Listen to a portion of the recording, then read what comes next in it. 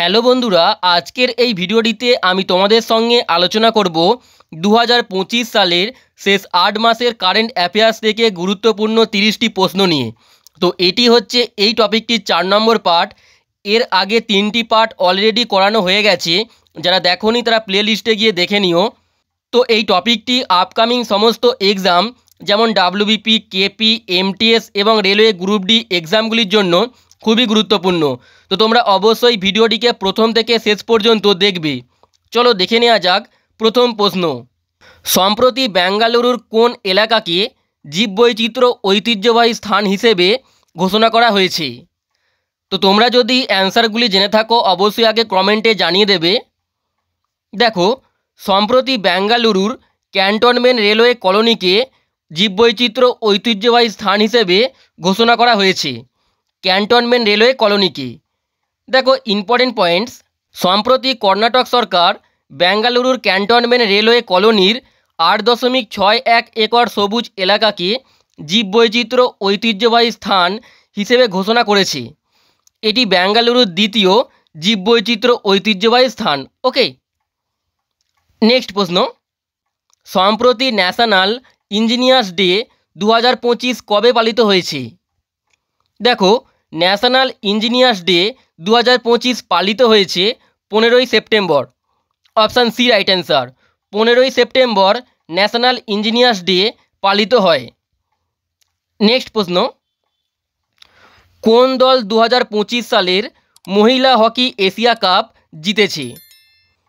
তো 2025 সালের মহিলা হকি এশিয়া কাপটি জিতেছে চীন। Option D right answer. চীন জিতেছে। দেখো ইম্পর্টেন্ট পয়েন্টস। 2025 সালের মহিলা হকি এশিয়া কাপ জিতেছে চীন। ফাইনালে তারা ভারতকে 4-1 গোলে পরাজিত করে। এই জয়ের মাধ্যমে চীন তাদের তৃতীয় এশিয়া কাপের শিরোপাটি জিতেছে। নেক্সট প্রশ্ন। দুর্নীতির বিরুদ্ধে লড়াই করার জন্য কোন দেশ বিশ্বের প্রথম এআই জেনারেটেড মন্ত্রী ডিএলআকে নিযুক্ত করেছে? তো দেখো, দুর্নীতির বিরুদ্ধে লড়াই করার জন্য সম্প্রতি প্রথম এআই জেনারেটেড মন্ত্রী ডিএলআকে নিযুক্ত করেছে Albania. Option B right answer, Albania. দেখো ইম্পর্টেন্ট পয়েন্টস। দুর্নীতির বিরুদ্ধে লড়াই করার জন্য বিশ্বের প্রথম এআই জেনারেটেড মন্ত্রী ডিএলআকে নিযুক্ত করেছে আলবেনিয়া। ডিএলআ হলো একটি ভার্চুয়াল বট যা দেশটির প্রধানমন্ত্রী এটি রামা দ্বারা সরকারি ক্রয় ও টেন্ডার কার্যক্রম তত্ত্বাবধানের জন্য নিযুক্ত হয়েছে। ওকে, নেক্সট প্রশ্ন। সম্প্রতি কবে রাষ্ট্রীয় হিন্দি দিবস পালিত হয়েছে? দেখো, সম্প্রতি রাষ্ট্রীয় হিন্দি দিবস পালিত হয়েছে 14ই September. Option C right answer. প্রতি বছর 14ই সেপ্টেম্বর রাষ্ট্রীয় হিন্দি দিবস পালিত হয়। দেখো ইম্পর্টেন্ট পয়েন্টস। সম্প্রতি আন্তর্জাতিক সাক্ষরতা দিবস পালিত হয়েছে 8ই সেপ্টেম্বর এবং সম্প্রতি জাতীয় বন্যপ্রাণী দিবস বা ন্যাশনাল ওয়াইল্ড লাইফ ডে পালিত হয়েছে 4ই সেপ্টেম্বর। তো এটা তোমরা ভালো করে মনে রাখবে। নেক্সট প্রশ্ন। সম্প্রতি নাগাল্যান্ডের রাজ্যপালের অতিরিক্ত দায়িত্ব কাকে দেয়া হয়েছে? দেখো, সম্প্রতি নাগাল্যান্ডের রাজ্যপালের অতিরিক্ত দায়িত্ব দেয়া হয়েছে অজয় কুমার ভাল্লাকে। Option B right answer, Ajay Kumar ভাল্লাকে। দেখো ইম্পর্টেন্ট পয়েন্টস। সম্প্রতি নাগাল্যান্ডের রাজ্যপাল লা গণেশনের মৃত্যুর পর মণিপুরের রাজ্যপাল অজয় কুমার ভাল্লাকে নাগাল্যান্ডের রাজ্যপালের অতিরিক্ত দায়িত্ব দেওয়া হয়েছে। ওকে, নেক্সট প্রশ্ন। ভারতের প্রথম জেনারেশন বিটা শিশুর জন্ম কোন রাজ্যে হয়েছে? তো ভারতের প্রথম জেনারেশন বিটা শিশুর জন্ম হয়েছে মিজোরামের আইজলে। অপশান এ রাইট অ্যান্সার, মিজোরামের আইজলে। নেক্সট প্রশ্ন। সম্প্রতি ভারতীয় নৌবাহিনীর প্রথম মহিলা ফাইটার পাইলট হওয়ার গৌরব কে পেয়েছেন?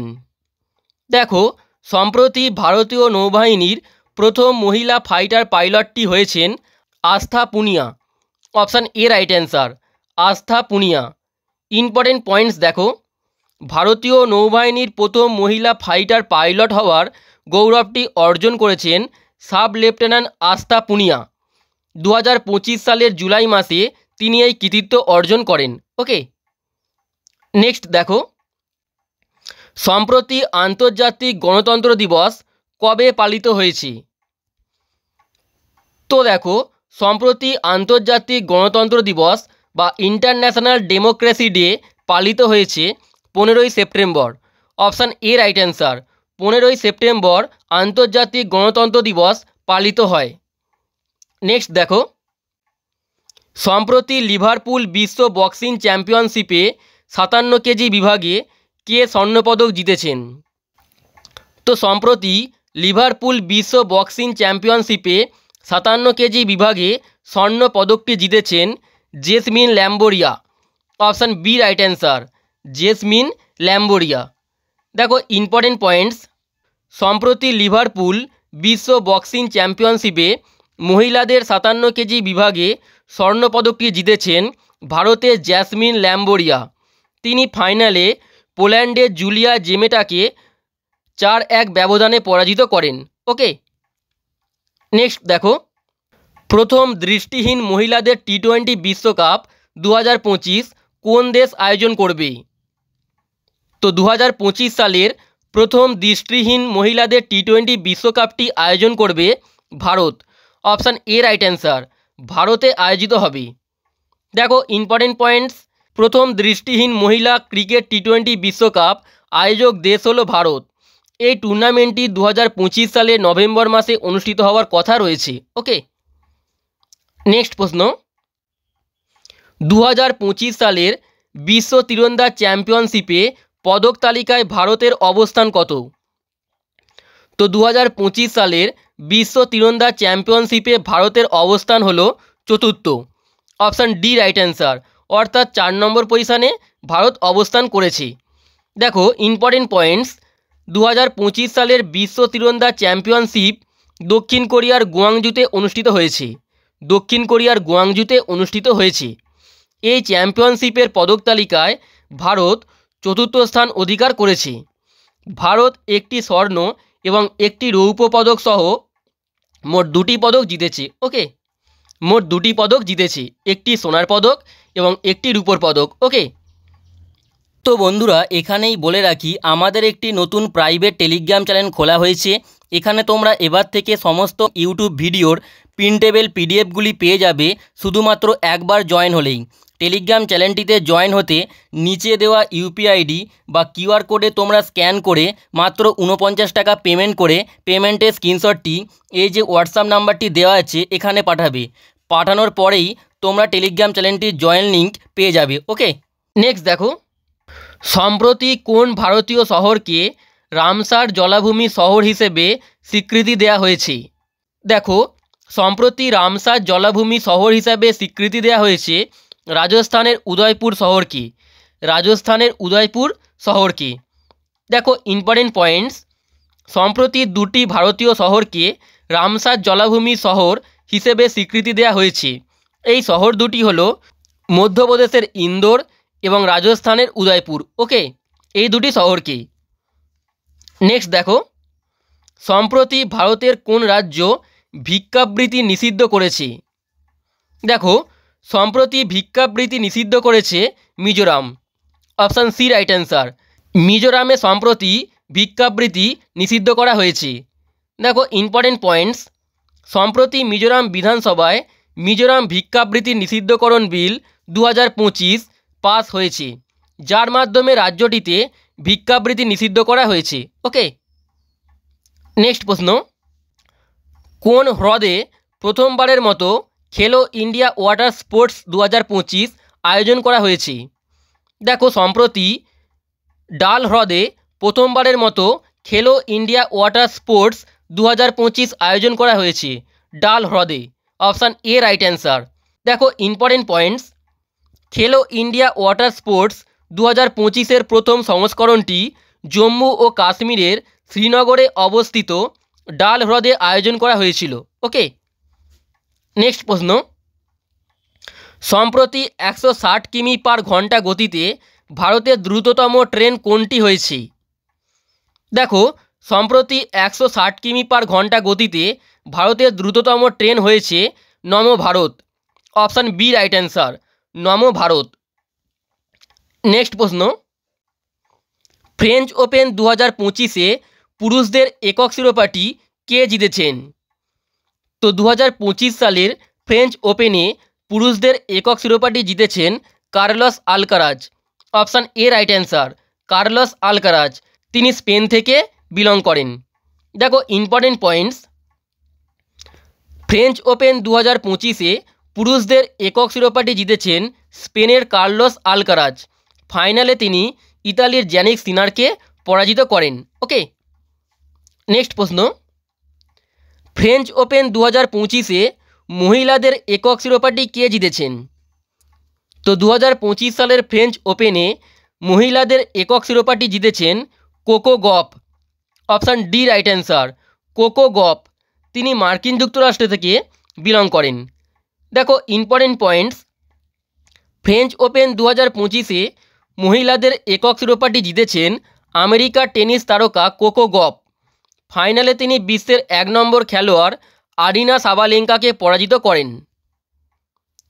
নেক্সট প্রশ্ন, বিশ্ব বক্সিং চ্যাম্পিয়নশিপ 2025 কোথায় অনুষ্ঠিত হবে? তো 2025 সালের বিশ্ব বক্সিং চ্যাম্পিয়নশিপটি অনুষ্ঠিত হচ্ছে ইংল্যান্ডের লিভারপুলে। অপশান ডি রাইট অ্যান্সার, ইংল্যান্ডের লিভারপুলে।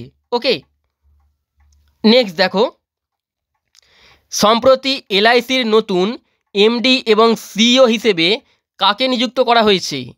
তো সম্প্রতি এলআইসির নতুন এমডি এবং সিইও নিযুক্ত করা হয়েছে আর দোরাই স্বামীকে।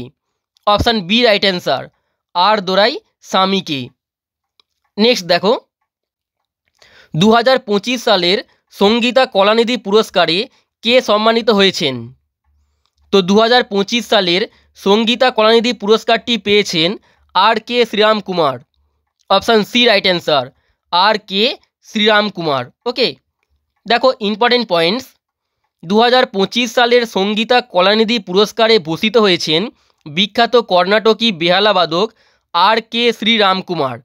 কর্ণাটকী সঙ্গীতে তার অসামান্য অবদানের জন্য তিনি এই সম্মানটি পেয়েছেন। ওকে, নেক্সট প্রশ্ন, ওয়ার্ল্ড হ্যাপিনেস রিপোর্ট 2025-এ ভারতের বর্তমান র্যাঙ্ক কত? তো ওয়ার্ল্ড হ্যাপিনেস রিপোর্ট 2025-এ ভারতের বর্তমান র্যাঙ্ক হলো 118তম। অপশান ডি রাইট অ্যান্সার, 118তম পজিশানে ভারত রয়েছে। দেখো important points, UN sustainable development solution network কর্তৃক প্রকাশিত ওয়ার্ল্ড হ্যাপিনেস রিপোর্ট 2025 অনুযায়ী ভারত 147টি দেশের মধ্যে 118তম স্থান অর্জন করেছে। গত বছর অর্থাৎ 2024 সালে ভারতের অবস্থান ছিল 126তম।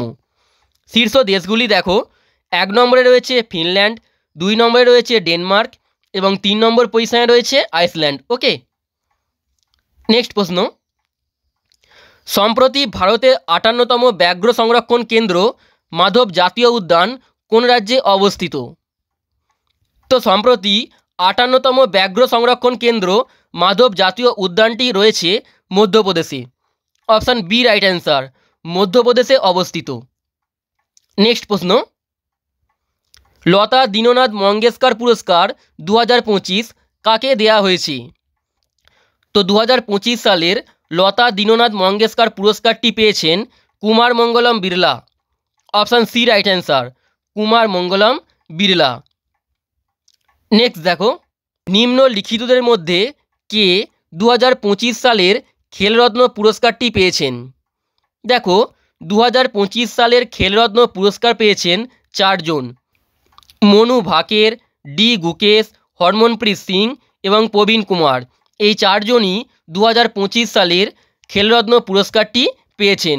তো এটি সঠিক অ্যান্সারটি হলো অপশান ই, উপরের সবকটি ঠিক। দেখো ইম্পর্টেন্ট পয়েন্টস, 2025 সালে 4 জন ক্রীড়াবিদকে খেলরত্ন পুরস্কার প্রদান করা হয়েছে। তারা হলেন মনু ভাকের, যিনি শুটিংয়ের সাথে যুক্ত, ডি গুকেশ, যিনি দাবা খেলার সঙ্গে যুক্ত, হরমনপ্রীত সিং হকির সাথে যুক্ত এবং প্রবীণ কুমার প্যারা অ্যাথলেটিক্স। ওকে, তো প্যারিস অলিম্পিকে তাদের অসাধারণ পারফরম্যান্সের জন্য তারা এই সম্মানটি পেয়েছেন। নেক্সট প্রশ্ন, 2025 সালে কতজন খেলোয়াড়কে অর্জুন পুরস্কার দেওয়া হয়েছে?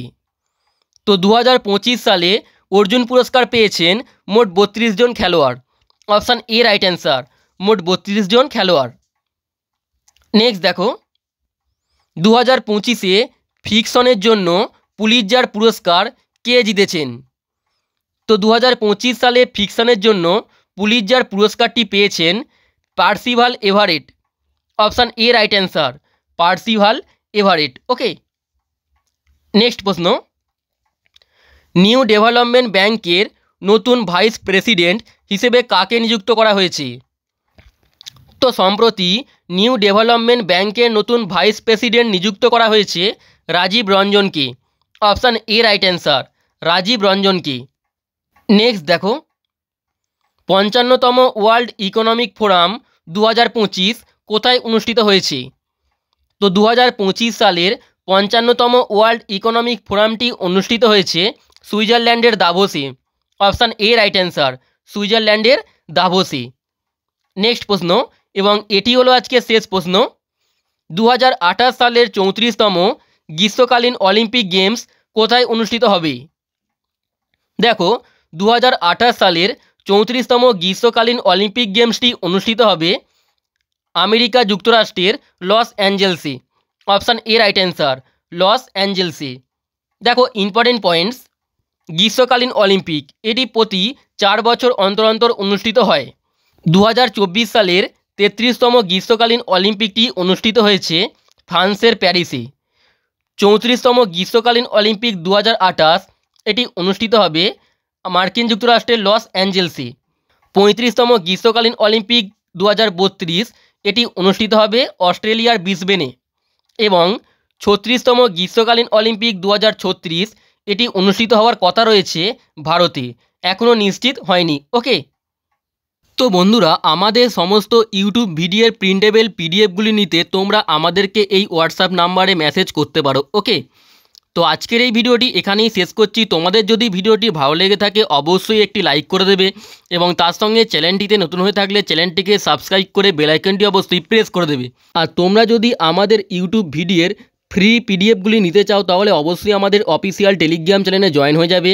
টেলিগ্রাম চ্যানেলটির লিঙ্ক এই ভিডিওটি ডেসক্রিপশনে দেওয়া রয়েছে। ওকে।